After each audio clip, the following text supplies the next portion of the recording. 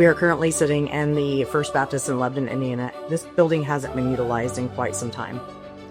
So we bought this building December 2nd, 2022. So since then, we've been diligently working. We had to have a new roof put on. We had to do tuck pointing.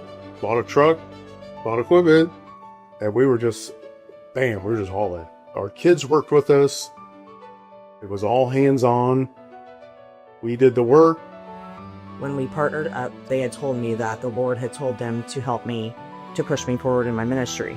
We know it was the Lord moving the pieces because they came here to Lebanon back in 2017, and I got saved in 2017. This community center multipurpose building is going to be a lot different than other things because one, part of the people are going to live here and be on scene to help people, but basically it's a matter of walking with people. That's the big difference.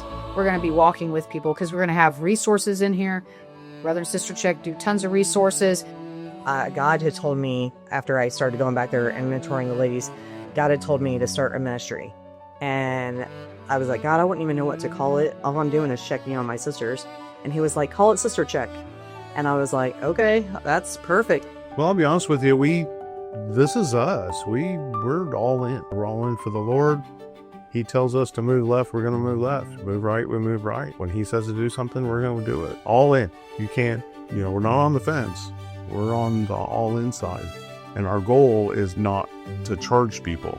We are financing in time, so we can't charge you for that. This future community center is going to have washers and dryers for people to come and do their laundry. It's going to have a day center. My goal is to have it open from 8 to 4 p.m. And then if there's people that need food afterwards, we will help them get food. We're going to have the conference room where maybe people need to have a conference and they can come in and use it, or computer lab. They're trying to look for jobs, or we're doing resources, so we will help them with that. We'll have the food pantry. We have the recreational room and just the full commercial kitchen that we're going to have the food coming out of. We're going to have, which I love, is a Lego room. I'm big on Legos. All my kids have Legos. So, a room with lots of Legos because kids love Legos and you can learn so much from it. But also parents can, watch them and participate with them, or maybe get something done they need to get done because it's just right there. We're going to have an art room. As real Christians working and living for God, Monday through Saturday, as well as Sunday, we are working it. We are doing it. And this is something that will be available to help the community 7 days a week. My family's in addiction, and so I didn't have anybody to tell me, hey, this is what you're going to need to do. This is what you will need. And I know my biggest thing was just finding what I needed. And so I was like, I have to be that person to help somebody find what they need, because I don't know somebody to sit out there in addiction, depression, anxiety, homelessness, not having a place, not having food at all for their children. I don't want them to struggle with that. So I'll just be the resources in this community. The basic thing is walking with you through things, and that hopefully people can make connections and feel like family, and whatever help they need, we can either help them or connect them to someone that can help them. People are lonely. And so if you have a day center downstairs, people can come in and they can talk to somebody, hang out with somebody. And even if it's for a couple hours, some people sit in their house all day, every day, by themselves with no communication. Sometimes it's not even just us connecting them, but once people come in here, they're going to connect on their own and meet different people, help each other without us even being involved. And that's powerful. And that's going to be a different level for everybody.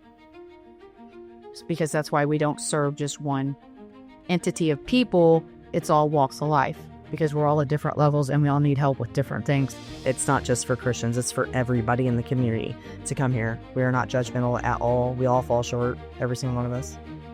My boss, if you will, I work for the Lord. Okay, so I don't need a legacy. I don't need anybody looking at me any different. As long as I look at God and Jesus and see Jesus in what we've done and what's here, and that brings community together, personally, that's all I care about. And so now we're at the stage where we've pretty much completely done everything that we can do. And now we're asking for help, because now we need the money. With the $5 million it's going to take to rehab this place, it does seem like a lot, but this is a historical building, which is what we wanted to keep too. Instead of just going and building something off to the side, to keep the historical aspect of this here in Boone County. So that $5 million is going to go to making everything fresh, but yet still having that historical part to it, because there's a lot of history here for a lot of people that have gone to church here since 1912. So if you're interested and you're like-minded like us and you have no avenue to bless people, this building is here for that. If you want to donate for the building and to bless people, this building will be here. It's been here for 100 years. It'll be here for another 100 years. I believe all of Indiana is going to be impacted by this space right here, and even further than that. This vision is truly God's plan. And with your help, we can make it a reality. Every dollar directly transforms this historical building. Please join us. Donate today.